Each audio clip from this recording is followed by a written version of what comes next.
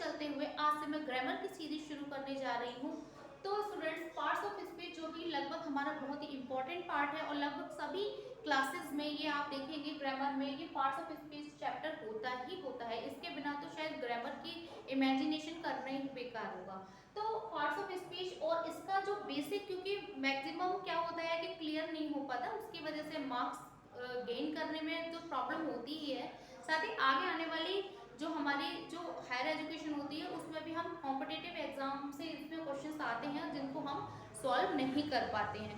So students, इसी क्रम में चलते हुए हम आज देखते हैं पार्ट्स ऑफ स्पीच की का ये chapter. So students, parts of speech होता क्या है? सबसे पहले किसी भी चीज को जानने से पहले हमें ये तो पता होना चाहिए आखिर वो चीज है क्या। तो पार्ट्स ऑफ स्पीच, स्पीच माने क्या होता है? वर्ड्स। वर्ड्स, वर्ड्स कैसे?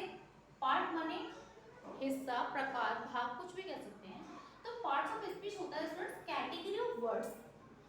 वर्ड्स की ऐसी कैटेगरी जो हमारे सेंटेंस में होती है, हमारे वाक्य में होती है। एक सेंटेंस जो हमारा बनता है वो वर्ड्स से ही तो मिलकर बनता है, उसमें शब्द ही तो होते हैं। तो शब्दों का ऐसा वर्ग यानी कि category of words that tells, जो हमें क्या बताती है? मीनिंग बताती है, प्लेस बताती है, पोजीशन बताती है और फंक्शन बताती है। ये सारी चीजें जो है पार्ट्स ऑफ स्पीच में बताता है। तो इसकी डेफिनेशन आप नोट डाउन कर लीजिए।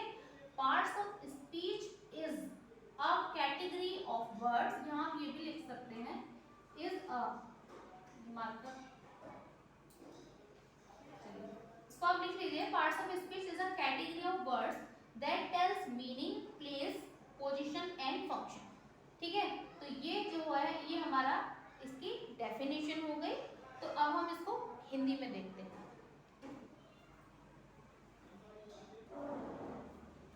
सो स्टूडेंट्स, इसकी जो डेफिनेशन है, इसका जो अर्थ है वो ये होगा कि शब्दों का वर्ग, यानी कि हमने कहा ना कैटेगरी ऑफ वर्ड्स होते हैं parts of speech. So parts of speech क्योंकि कैटेगरी ऑफ वर्ड्स होती है, तो ये कह रहे हैं कि यहाँ पर शब्दों का एक ऐसा वर्ग जो वाक्य में हमें अपना यानी कि अर्थ जो है, अर्थ अपना, जो वर्ड्स हैं, जो शब्द हैं वो अपना अर्थ बताते हैं, अपनी स्थिति बताते हैं, स्थान बताते हैं, कार्य बताते हैं। ठीक है, तो वर्गों का शब्द जो वाक्य में हमें अपना अर्थ, स्थिति, स्थान व कार्य बताते हैं, बताता है, ये बताते हैं। शब्दों का जो वर्ग होता है, जो कैटेगरी ऑफ वर्ड्स होती है, जैसे कि अब आपने देखा होगा पार्ट्स ऑफ स्पीच जो होते हैं, हर वर्ड का, वर्ड से मिलकर ही तो सेंटेंस बनता है भाई। कैटेगरी ऑफ वर्ड्स, तो वर्ड्स माने क्या होता है? शब्द, शब्दों से मिलकर ही तो सेंटेंस बनता है। एक सेंटेंस में नाउन होता है, प्रोनाउन होता है, प्रीपोजिशन भी होती है, एडजेक्टिव भी होती है, वर्ब भी होती है, एडवर्ब भी होता है, हर चीज होती है उस सेंटेंस में। तो यही चीज हम जो है यहाँ पर कहना चाह रहे हैं। चलिए अब इसके काइंड्स पर देखते हैं।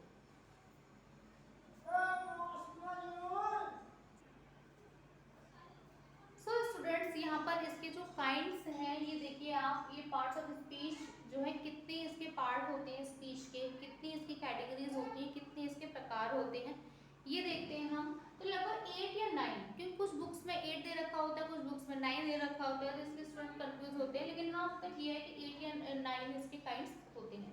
क्योंकि इसमें जो है डिटरमिनर जो है कभी कभी ऐड कर लिया जाता है, तो कभी कभी नहीं किया जाता, तो इंटरजेक्शन तक ही मानते हैं। पर आजकल जो है कुछ बुक्स में देने लगे हैं डिटरमिनर्स, इसीलिए मैंने इसमें इसको ऐड किया है।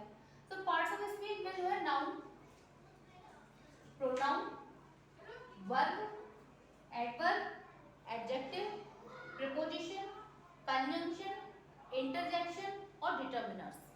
सो फर्स्ट ऑफ ऑल जो पार्ट्स ऑफ स्पीच जो है हमारा, आप इसमें बस सबसे पहले इसको मैं, इसका जब सेकंड पार्ट लेकर आऊंगी उसमें मैं एक एक चीज को डिस्क्राइब करूंगी बहुत ही अच्छे तरीके से। लेकिन आप पहले इस चीज को समझिए कि हमारे पार्ट्स ऑफ स्पीच में आखिर आते क्या क्या है, पहले अपने दिमाग में ये बिठाइए आप। तो noun, pronoun, verb, adverb, adjective, preposition, conjunction, interjection, determiners. तो ये हमारे 8 या 9 स्टूडेंट्स इसके काइंड्स होते हैं। तो ये था हमारा पार्ट्स ऑफ स्पीच का पार्ट 1, और स्टूडेंट्स इसका पार्ट 2 मैं जल्द ही लेकर आऊंगी। सो स्टूडेंट्स, फाइनली मैं जो यहाँ से जो है बहुत ही बेसिक से लेकर चल रही हूँ इस चीज़ को, क्योंकि मैं भी जानती हूँ, क्योंकि जब हम पढ़ना शुरू करते हैं तो वो चीज़ें हमें पता नहीं होती, स्कूल में वो चीज़ें क्लियर नहीं होती, केवल मार्क्स गेन करना हमारा उद्देश्य रह जाता है। तो वो चीज़ें अगर कॉन्सेप्ट क्लियर होगा, आप पहले से समझे हुए होंगे, तो आपको इतनी मेहनत करने की ज़रूरत ही नहीं पड़ेगी, वो आपको अपने आप ही आप उसको ठीक करके आएंगे। तो यही मेरा उद्देश्य है। तो चलिए इस पार्ट 1 में यहाँ तक, बस आज यहीं तक ही। और स्टूडेंट्स मैं ये कहती हूँ कि हाँ, कुछ लोग स्टूडेंट देखते तो हैं, व्यूज़ भी आते हैं, लेकिन एक तो ये है कि आप वीडियो को पूरा देखा करिए, क्योंकि इससे ना वॉच टाइम भी वो होता है, और दूसरा वीडियो को आप जब तक पूरा नहीं देखेंगे तो आपको कैसे पता लगेगा कि इसमें वीडियोस में क्या है, और इसमें पढ़ने लायक मटेरियल या समझने लायक कुछ है या नहीं। दूसरी चीज़ मैं ये कहना चाहती हूँ कि लाइक भी आप करते हैं, कुछ लोग करते हैं, कुछ नहीं करते हैं, तो वो ये है कि अगर आपको मेरा वीडियोस पसंद आते हैं तो आप लाइक करिए। दूसरा, शेयरिंग इज़ केयरिंग, शेयर भी करिए, क्योंकि अगर आप शेयर करेंगे तो हो सकता है कुछ स्टूडेंट्स के ये काम आ जाए, किसी के और भी, क्योंकि मैं ग्रामर और पोइट्री, ऐसा नहीं है मैं कोई एक सेक्शन डालूंगी, मैं दोनों ही सेक्शन को बराबर दोनों पे ध्यान दूंगी, और अब मैं कुछ दिन ग्रामर पे ज़्यादा फोकस करूंगी। और इसके साथ ही मैं कहूँगी कि अगर आपको और ज़्यादा इसी तरीके की वीडियोस चाहिए तो आप मेरे चैनल को सब्सक्राइब करिए आगे तक के लिए। तो चलिए आज के लिए बस इतना ही।